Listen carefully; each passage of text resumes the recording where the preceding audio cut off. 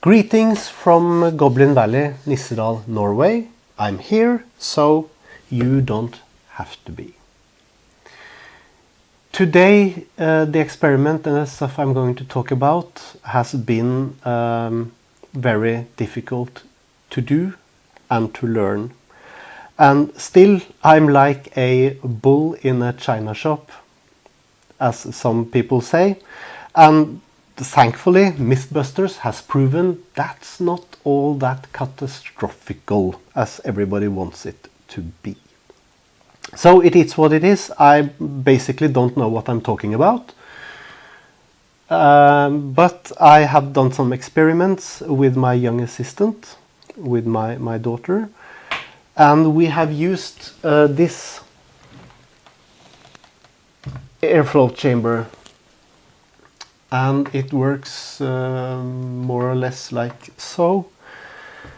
And the basic thing you need to know is that air flows in from sides, one or both, and the vacuum cleaner comes in on the top and sucks air out of this chamber.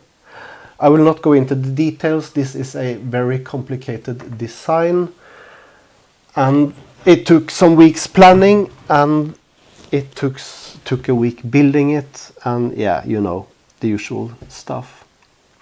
So today's video is going to be about airflow, it's going to be about drag, it's going to be about thermodynamics. I will, as usual, draw you very bad drawings, and then we'll look at still shots and live footage, and we'll have a nice chat, and that will hopefully be it. Let's go to close-up. The main two aspects regarding flow and heat dispersion for us vapors is to understand the boundary layer.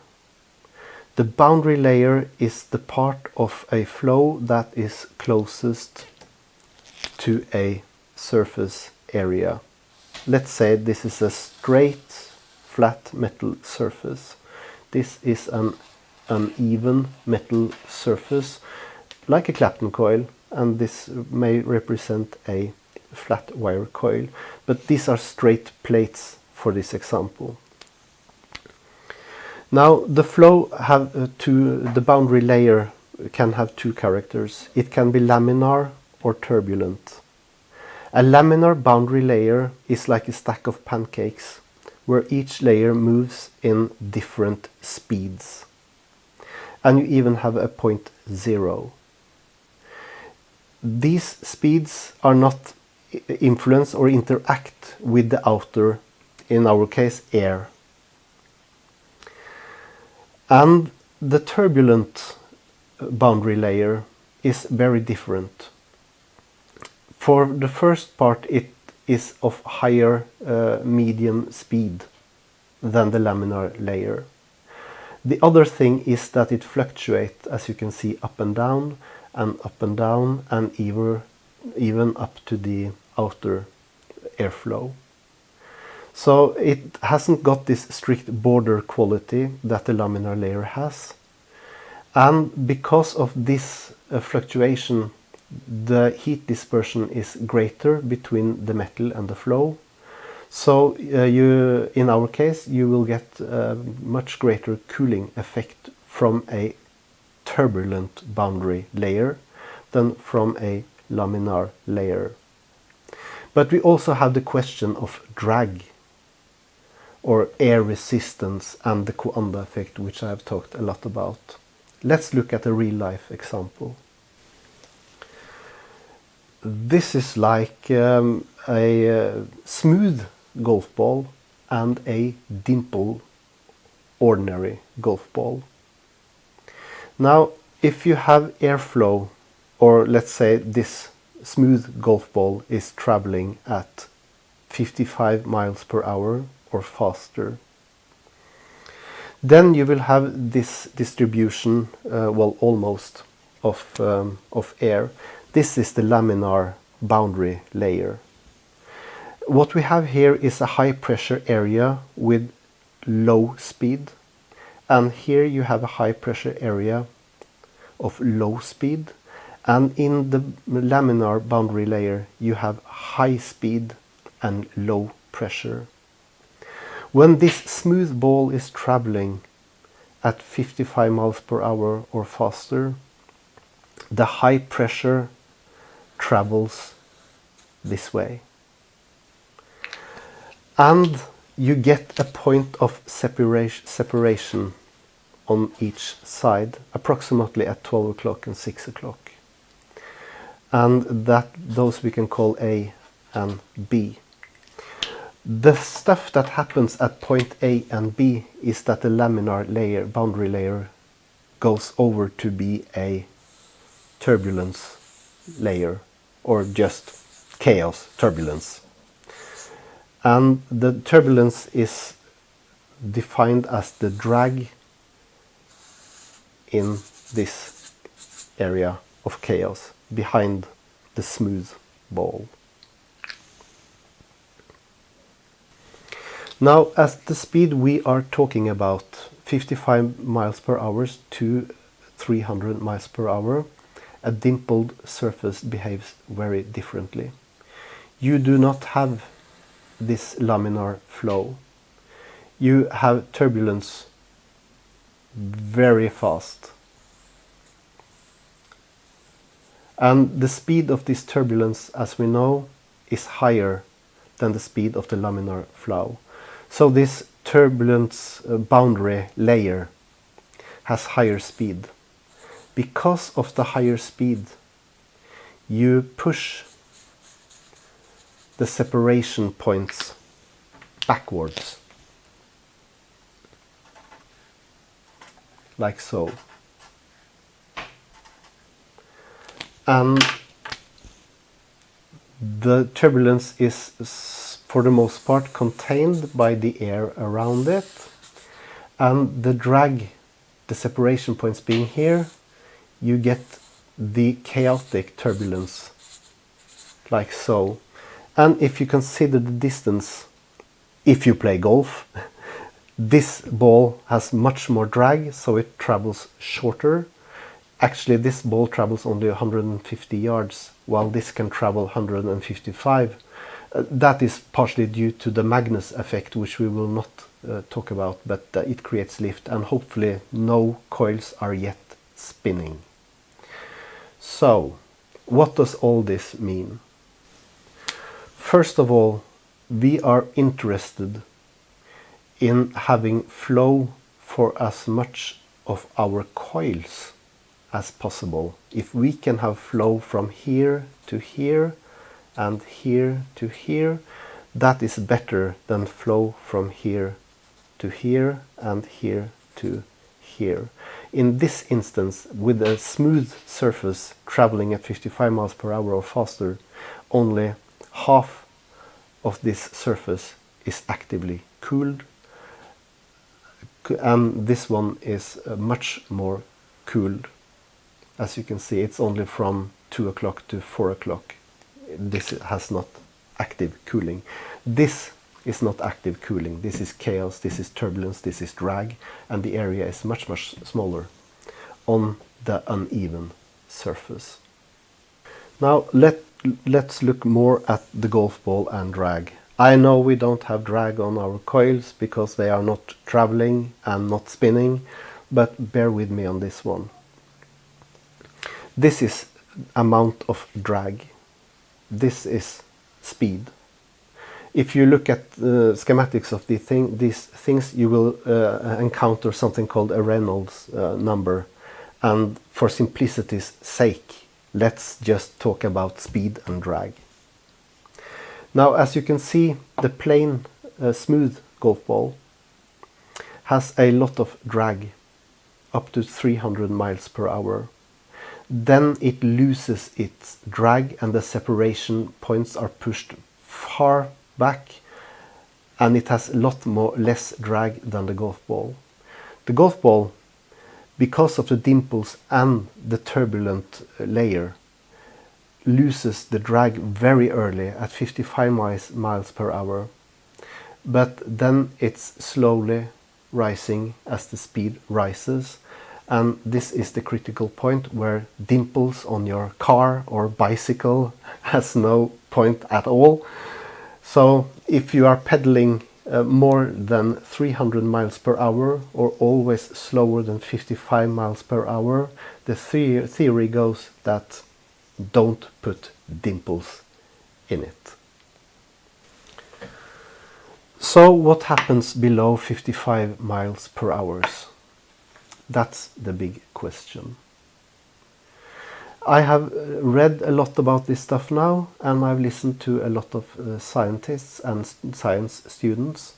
And the phrase I heard over and over again is, if the golf ball is dimpled or smooth below 55 miles per hour, it doesn't matter. You have the same flow, it follows the ball through and leaves at the separations point A and B at 3 o'clock. This is actually a 0 point, and this is a 0 point with no flow whatsoever at 9 o'clock and 3 o'clock.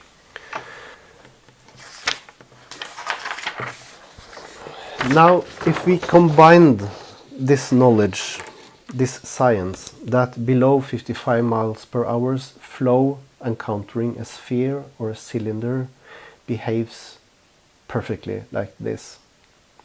If we combine that with this knowledge, that heat dispersion is greater in a turbulent boundary layer, everything looks really, really good for a uneven surfaced Clapton coil because of this.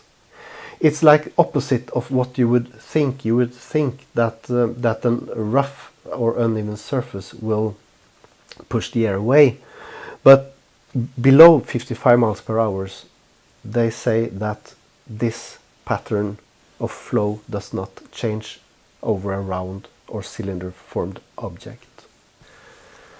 So when I encountered all this stuff, I thought, oh my God, I've been wrong again. The Clapton coil can compensate for its huge mass and energy consumption by having much better cooling than a flat wire.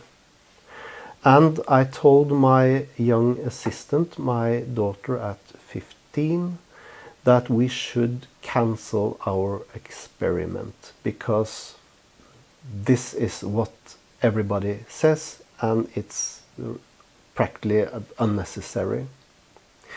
But you know, being a kid and science hungry and being allowed to operate cameras and sophisticated lighting, she insisted and we went on doing our experiments. So grab your popcorn and favorite herbal tea and let's watch some film and stills together. So here we are, this is the chamber. The flow of air is coming in straight from the left, hitting the paper cylinder at 3 o'clock. And this is basically what this looks like when I put on vacuum from the top and flow in from the side. There's a lot of vapor in the chamber, it takes time to evacuate it, but that's the conditions within your RDA 2. What's not flowing is turbulence and slowly drifting upwards towards where the suction is coming.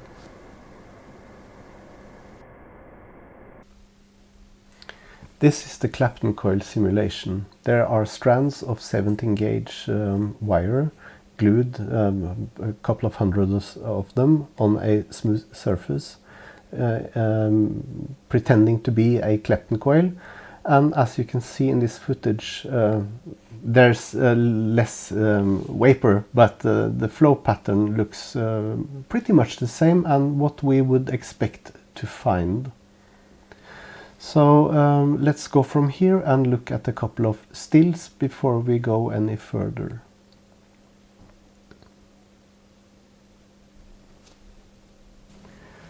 These stills are murky and grainy because they're shot at 3200 ISO or higher. These are moments of turbulence. They are shot at 1,000th of a second. So you will not see the flow pattern, you will see the instance of turbulence. And as you can see, the flow is coming in at 3 o'clock, and you have a density at 9 o'clock with low contrast in the back paper, the black and white lines and surfaces. So that's just to orient you about the technique I used on these stills. I use different techniques on other stills, because if you want to see flow, you go down to 1/30th of a second. It's like when you photograph a river, a slow running river. You freeze the river at 1/100th of a second, then you see every leaf, every foam bubble and stuff in the river. But if you open the camera for half a minute, then you suddenly see the drift of the leaves and the drift of the bubbles and the drift of the foam, and then you see the flow pattern. This is not a flow pattern, this is the flow and turbulence freezed. Let's go to the next image. And here you have the still shot at 1,000th of a second of the Clapton coil. And we did several hundred stills, and we did about 20 video clips of this setup. And when we watched it in the camera and when we did the experiment, everything looked very much the same. And we were kind of confident that the rules everybody told us, that below 55 miles per hour, there really isn't any difference in the flow around the coil or the cylinder. But then I went through the images on my computer and I saw something that worried me greatly on behalf of Clapton coil users. I'll show you a comparison shot of these two, then you probably will understand what I'm talking about. It's like when you first discover something ever so minute, then you get fixated on it, and then you see this pattern in everything you look at. This was such an instant. Just look at the area at 9 o'clock in both images. You will see that the contrast of the grid behind the coil is much lower on the upper image with the flat coil, and much thinner, the higher contrast at 9 o'clock on the lower Clapton coil. This can only mean one thing, that the Clapton coil in these speeds have separation points, while the flat wire coil has none. In this case, I watched that 9 out of 10 images. I found this contrast difference behind the Clapton coil. And it's about, the separation points are about 7:30 to 10:30. And that is actually significant regarding cooling of the coil.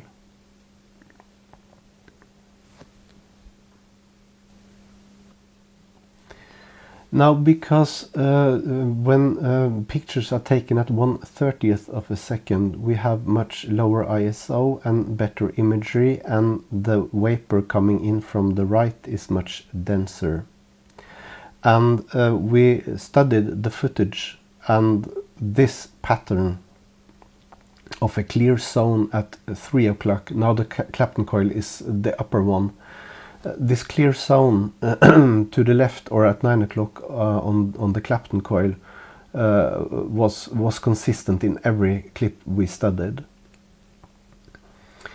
The theory about surface doesn't matter below 55 miles per hour, I bet that holds true at 45 miles per hour or maybe even 35 miles per hour.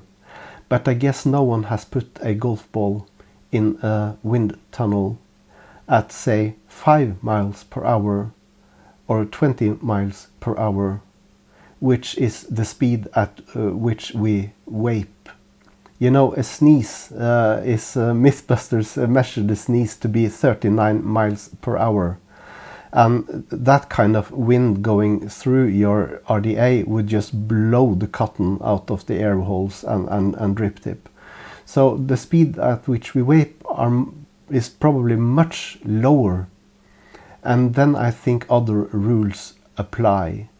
Like if we vape at 5 miles per hour, the flow is 5 miles per hour or 15 miles per hour, then I think everything changes once again in favor of not having a very uneven surface. Maybe a little uneven surface wouldn't matter, but not like a Clapton threaded wire. This is a model of a stapled Clapton or a tiger Clapton with a few trip wires.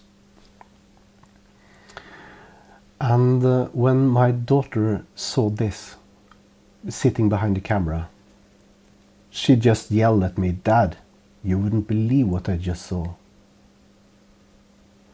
And then I saw this clip, and I really couldn't believe it either. Taking the step one further, making a more complicated Clapton wire proved that what we had seen earlier might be true.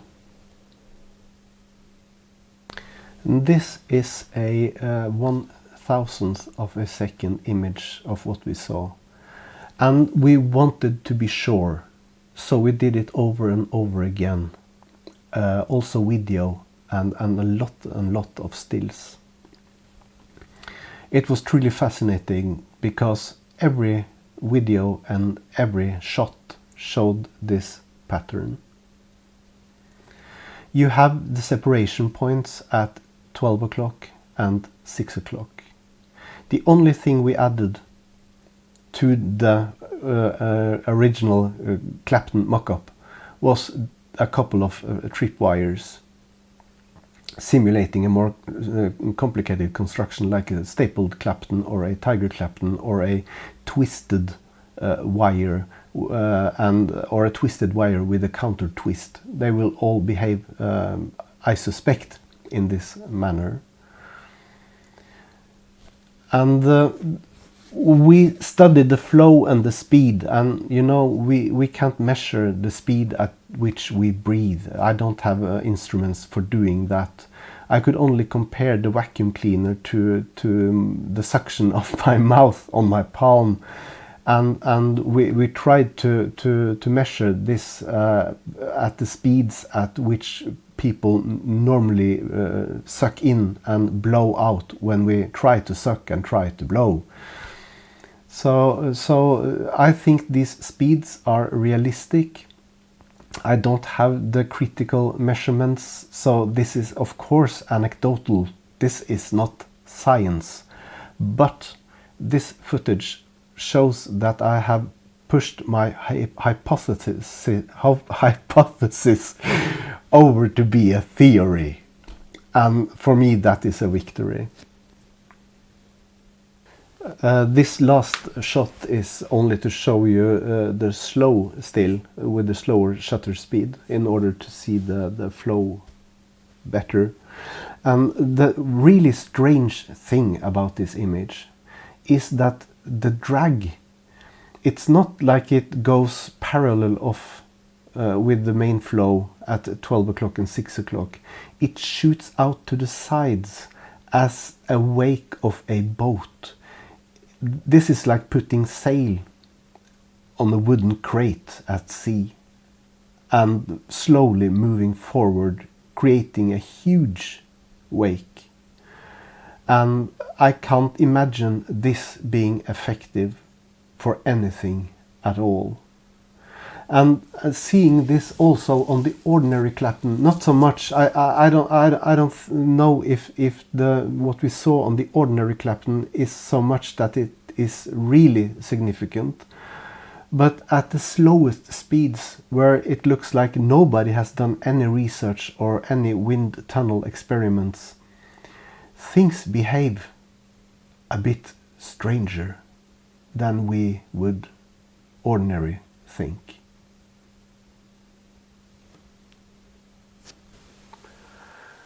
Well, I guess this was a lot of information and probably misinformation. There are so many sources of error in this experiment that I wouldn't call it an experiment. I will call it an observation. There is still one point I want to address, and that is the turbulent boundary layer being more effective in transferring heat. And if you buy a flat wire, the boundary layer is laminar.